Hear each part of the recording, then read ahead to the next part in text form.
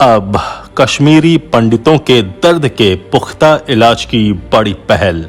2 अप्रैल को घाटी में जुटेंगे विस्थापित कश्मीरी पंडित। नवरेह के मौके पर कई संगठनों ने तैयार की है योजना। नमस्कार, आजाद सिपाही विशेष में आपका स्वागत है। मैं हूं राकेश सिंह। विवेक रंजन अग्निहोत्री की बहुचर्चित फिल्म द कश्मीर फाइल्स के जरिए कश्मीरी पंडितों पर हुए अत्याचार, उनके कत्लेआम और उनके विस्थापन का दर्द दुनिया के सामने आने के बाद इस बार नए साल यानी नवरेह पर घाटी में पंडितों की वापसी की आवाज बुलंद होगी। कश्मीरी पंडितों को एकजुट करने और उन्हें घाटी तक लाने के लिए कई संगठनों ने बड़ी पहल की है और उम्मीद की जा रही है कि ये पहल एक बड़े आंदोलन के रूप में बदलेगी और इसका सकारात्मक नतीजा निकलेगा। ये पहल 2 अप्रैल को नवरेह के मौके पर शुरू होगी और 32 साल में ये पहला मौका होगा जब कश्मीरी पंडितों को घाटी तक लाने के उपाय किए जाएंगे। इस मौके को निरापद ढंग से संपन्न कराने के लिए तमाम तैयारियां चल रही हैं, लेकिन सबसे बड़ी बात यह है कि 1989 के बाद पहली बार कश्मीरी पंडितों के दर्द का स्थायी और पुख्ता इलाज करने के बारे में सोचा गया है। इस आयोजन से पहले एक अमेरिकी संस्था द्वारा आयोजित सुनवाई के दौरान करीब दर्जन भर कश्मीरी पंडितों ने जो दर्द बयां किया है वो भी गौर करने लायक है। ऐसे में सवाल उठता है कि कश्मीरी पंडितों के लिए होने वाले इस आयोजन को सियासत से अलग कैसे रखा जाए। इन तमाम सवालों को रेखांकित करती आजाद सिपाही की खास रिपोर्ट। 32 साल यानी हिंदू धर्मशास्त्र के अनुसार कलयुग का 3.25 युग, एक युग 12 साल के बराबर कम नहीं होता। इस दौरान झेलम और चिनाब में बहुत पानी बह गया है और भारत के सिर का ताज कश्मीर भी बहुत बदल चुका है। मोदी सरकार द्वारा धारा 370 हटाए जाने के बाद से दुनिया के सबसे बड़े लोकतंत्र की मुख्यधारा में कश्मीर अपना सकारात्मक योगदान दे रहा है।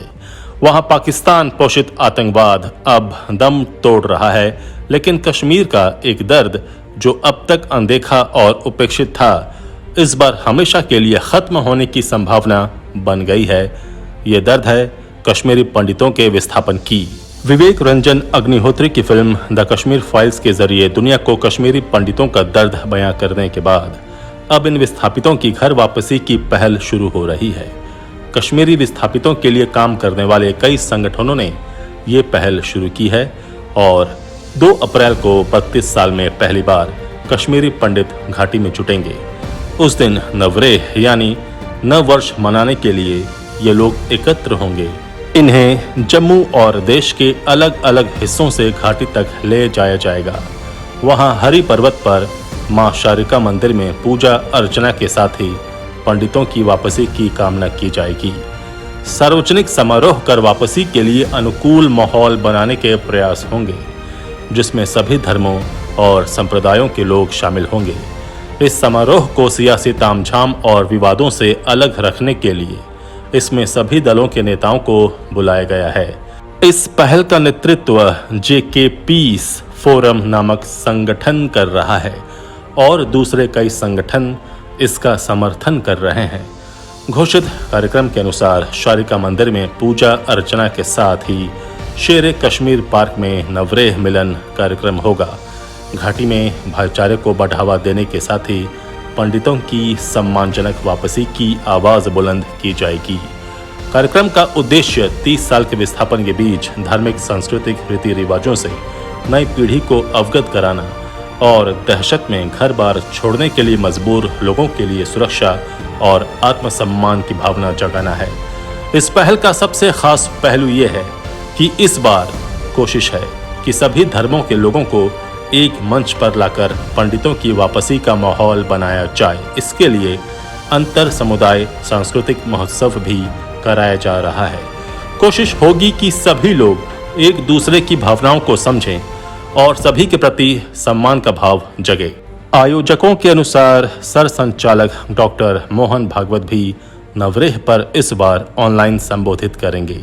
संजीवनी शारदा केंद्र जम्मू के माध्यम से इस कार्यक्रम का आयोजन 3 अप्रैल को होगा। इस आयोजन की सबसे खास बात यह है कि 32 साल में पहली बार कश्मीरी पंडितों की घर वापसी के लिए सकारात्मक माहौल बना है।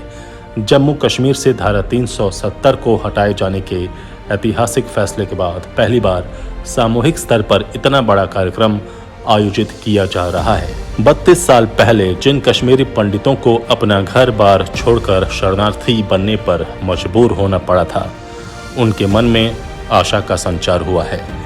लेकिन इस बड़ी और सकारात्मक पहल के बीच एक और बात नोट करने लायक है कि कश्मीरी पंडितों का दर्द अब छिप छिपा कर नहीं बल्कि खुलेआम सामने आ रहा है। कश्मीरी पंडितों को यह हिम्मत मोदी सरकार की नीतियों ने दी है, जिसका स्वागत किया जाना चाहिए। कश्मीरी पंडितों ने अमेरिका स्थित संस्था अंतर्राष्ट्रीय मानवाधिकार और धार्मिक स्वतंत्रता आयोग को यह मानने के लिए मजबूर कर दिया है कि 1989 और इसके बाद के कई वर्षों तक कश्मीर में पंडितों का नरसंहार हुआ। आयोग द्वारा की गई ऑनलाइन सुनवाई के दौरान कश्मीरी हिंदुओं ने अपने परिजनों, रिश्तेदारों, मित्रों और परिचितों पर हुए अत्याचारों और हत्याओं का ब्यौरा दिया। आयोग के पदाधिकारियों ए आदित्यान जी और कार्ल क्लींस ने इन्हें दर्ज किया। आयोग ने कहा, कत्ल, विस्थापन, हिंदुओं से भेदभाव, ये नरसंहार नहीं तो और क्या था। संस्था को कश्मीरी पंडितों ने बताया है कि किन हालात में कश्मीर छोड़ने को वे मजबूर होने लगे थे। कई कश्मीरी परिवारों ने बिना किसी तैयारी और डर के साए के बीच अचानक कश्मीर छोड़ दिया था और ये पलायन कई सालों तक चलता रहा। उनका मानना है कि ये कोई 1-2 दिन या 1-2 साल की घटना नहीं थी जिसकी वजह से ऐसे हालात पनपे हैं और कश्मीरियों को विस्थापित होना पड़ा। इसके पीछे लंबी कहानी है। यह सिलसिला डर और गुस्सा दोनों के कारण शुरू हुआ। इन्हीं दोनों ने मिलकर 80-90 के दशक की वो भयावह शुरुआत की जिसमें कश्मीरी पंडितों को कश्मीर छोड़कर अपने ही देश में शरणार्थी बनने पर मजबूर किया गया और कश्मीर को दमन, हिंसा और डिस्टोपिया के गहरे और अंतहीन दलदल में ढकेल दिया गया। अब 2 अप्रैल को पहली बार उस दर्द के स्थायी इलाज की पहल शुरू हो रही है, तो इसका स्वागत किया जाना चाहिए। विस्थापन का दर्द सीने में दबाए हजारों कश्मीरी पंडितों के लिए प्रार्थना की जानी चाहिए कि वे अपने घर वापस जा सकें। जो हो गया उसे तो लौटाया नहीं जा सकता, लेकिन उस पीड़ा को कम जरूर किया जा सकता है और फिलहाल इसकी ही सबसे अधिक जरूरत है।